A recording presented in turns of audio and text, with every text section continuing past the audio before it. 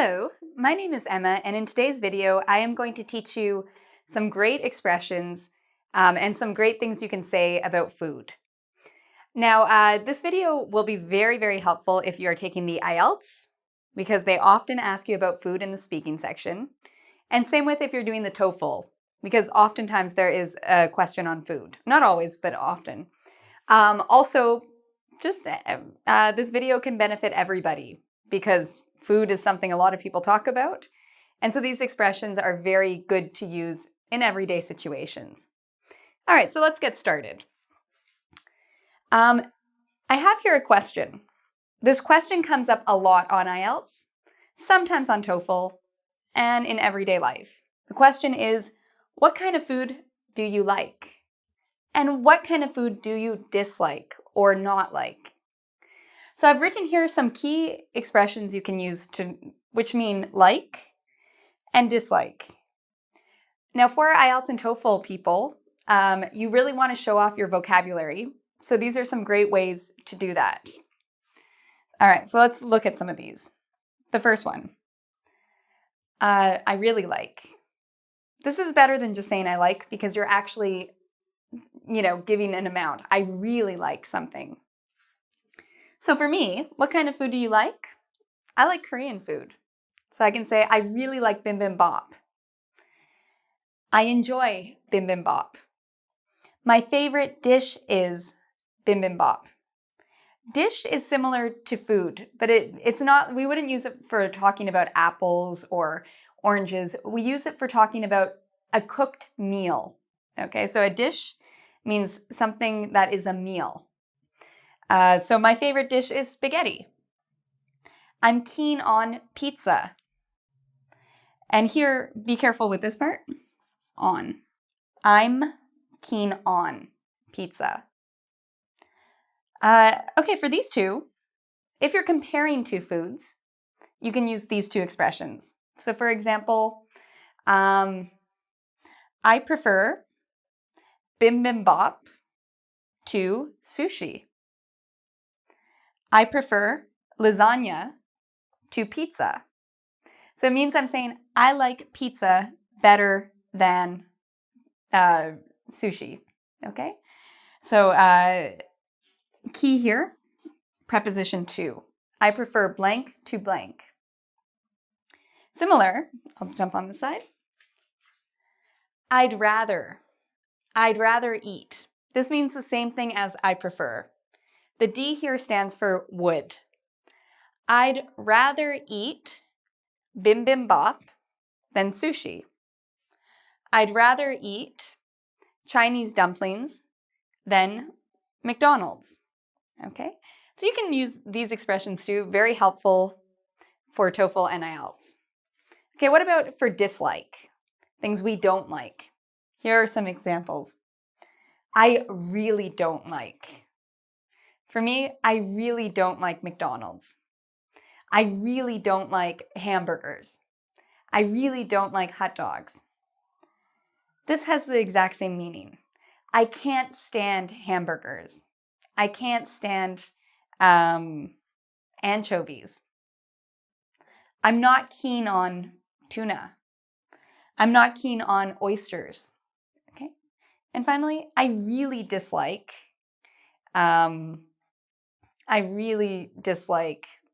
sardines. Okay? So these all mean don't like, and these all mean like. These are great expressions to use when you're talking about food on the TOEFL or the IELTS or everyday life.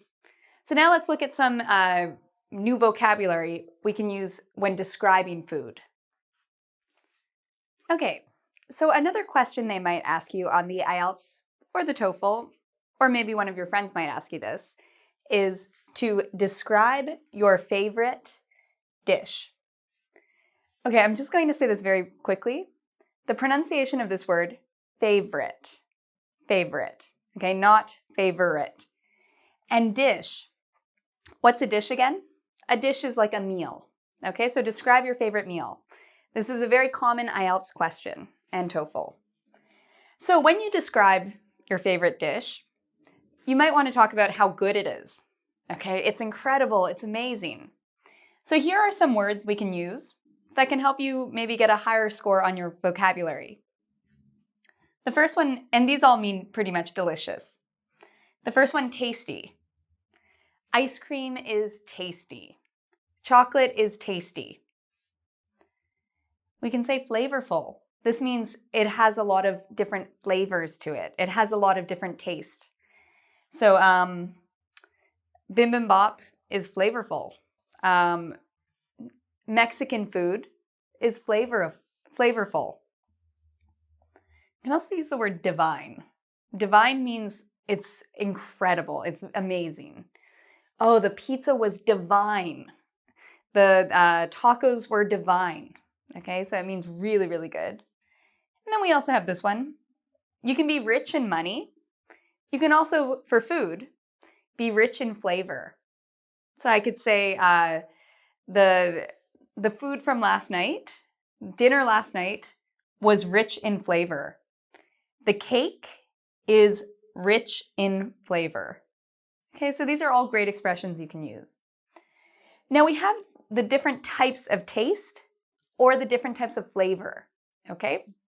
So I'm going to tell you about each one, and I'm going to give you an example of each. So the first one, sour. Sour. Okay, so I know the spelling looks like sow or something, but it actually is pronounced sour. So sour is a taste, and it's like the taste of a lemon. Okay, you know that taste, it's very strong, and it causes you to go like, that's sour. So lemons are sour, limes are sour. There are certain types of candy, when you put it in your mouth, it's very sour. So it's like tasting like a lemon. We also have the word sweet. Chocolate is sweet. Candy is sweet. We have the word bitter. Bitter. Bitter. You'll notice with the T, in North American English, we pronounce this like a D. So I'm not saying bitter, I'm saying bitter, but you can do it either way. If something is bitter, it's not sweet, it's not sour, and it's not salty. It has a strong taste, and the taste is like coffee. If you've ever had a cup of coffee with no milk and no sugar, just the coffee, that taste is very bitter. We have the word salty. Okay, so this is when you put a lot of salt on something. Fish is very salty. If you've ever eaten tuna from a can, it can be very, very salty. Same with French fries. Okay, people put salt on French fries. It makes the French fries salty. Okay, now we have the word oily, oily, oily, and greasy. Be careful with the pronunciation of these two. I hear a lot of students make mistakes. So oily and greasy. For this one, you actually have to smile when you say it. So just like cheese, greasy. An example of something that's oily or greasy, they mean the same thing, is a cheese pizza. If you look at a cheese pizza, the top of it is like almost wet, and it's filled with pretty much fat. So we call that oily or greasy, okay? French fries can also be oily or greasy. Usually unhealthy food. Not healthy food is usually oily and greasy. Fast food is usually oily and greasy. McDonald's, Burger King, all of these fast food chains usually have quite greasy and oily food. Okay, the next word, ripe. Ripe. If something is ripe, it means it's ready to be eaten. So we usually use this with fruit and sometimes vegetables, but a lot of the times with fruit. If you think about an apple, when an apple is ready to be eaten, it's ripe. Oh, this apple tastes so good, it's ripe. Or mango. If you've ever eaten a mango, you can't eat it when it's green. You wait for it to turn a different color. When it turns into a red color or a different color, we say it's ready to be eaten, it's ripe. So ripe means ready to be eaten for fruit. Finally, we have the word spicy. It has the same meaning as hot. And so spicy food or hot food, if you imagine a red pepper is very spicy. It's very hot. Indian food is very spicy. It's very hot. So spicy means there's a lot of flavor in it, and usually it makes your mouth feel like it's on fire if it's too spicy, okay? So that's the word spicy. And hot, again, they mean the same thing. All right, we also have some other words that are very important when describing food. The first one is raw, raw, okay? And notice how my mouth, it really opens up wide, raw. If something is raw, it means it is not cooked, okay? So it's not cooked. If you think about sushi, sushi is fish that is raw. It is not cooked fish, it is raw fish. Another example is if you eat, maybe you don't cook something in your refrigerator, you eat it raw. It hasn't been cooked. Broccoli. You can eat broccoli raw. It means it hasn't been cooked yet. Oh, and finally, sorry, there's a mistake here. This should be an L. Great. Bland. So it rhymes with and, bland. Bland is when something is very boring. There's no flavor, okay? So for example, imagine eating soup and there's no salt, no pepper, no spices. It's just pretty much boiled water. That would be very bland, okay? There's no flavor. A lot of students tell me Canadian food is a little bit bland. I don't know if I'd agree, but I've heard a lot of students say that. So it means it's boring and without flavor. All right, so let's come back here and let's do some pronunciation together next. Okay, so another question that's very common if you're talking about food is, do you like to cook? Do you like to cook? This comes up a lot on the IELTS test, the speaking test, as well as sometimes the TOEFL. So we have two answers here.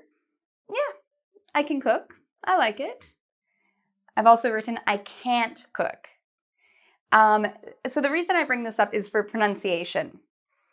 A lot of students don't know the difference in pronunciation between can and can't. Because on the TOEFL and IELTS, you are marked on pronunciation. That's one thing they look for. This is a way to improve your pronunciation mark. Okay, I can cook. Ken is pronounced, if you know who Barbie is, her boyfriend was named Ken. So I can put that here, Ken. It's pronounced the same way, I can cook. This is very different from can't.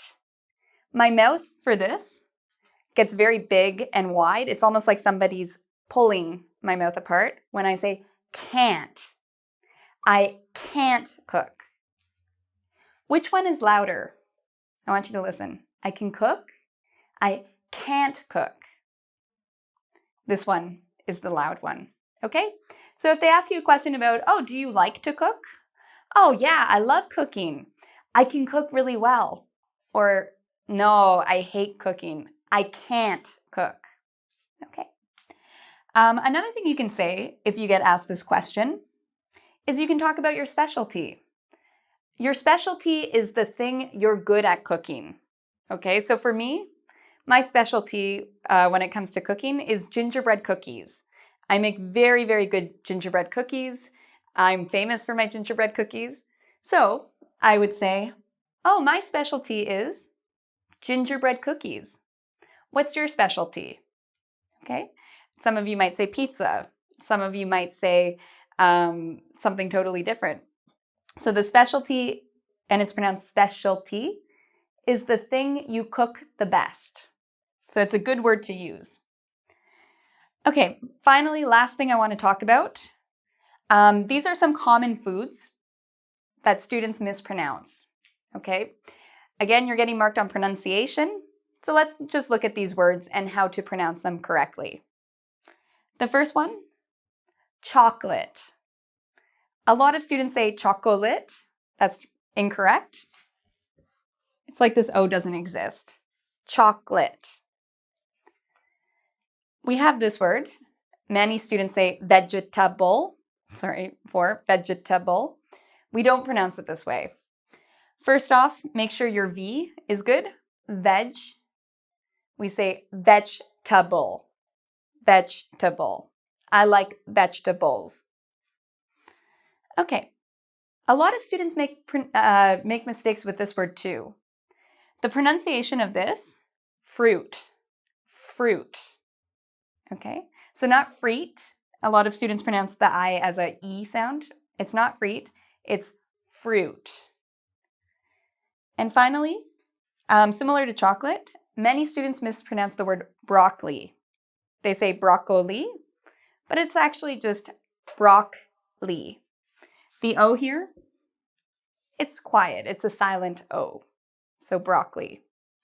Okay, I hope you've enjoyed this video. We've learned a lot of new words about food, a lot of ways to talk about it. If you're doing the TOEFL or IELTS, I hope you use some of these words because they can help you in terms of your vocabulary mark, as well as they can help you with your grammar and pronunciation. I also want to invite you to come visit our website at www.engvid.com. There you can actually do a quiz to practice all of these words and to make sure that you understand them and that you can use them. I wish you luck if you're doing the IELTS or if you're doing the TOEFL or if you're simply learning English.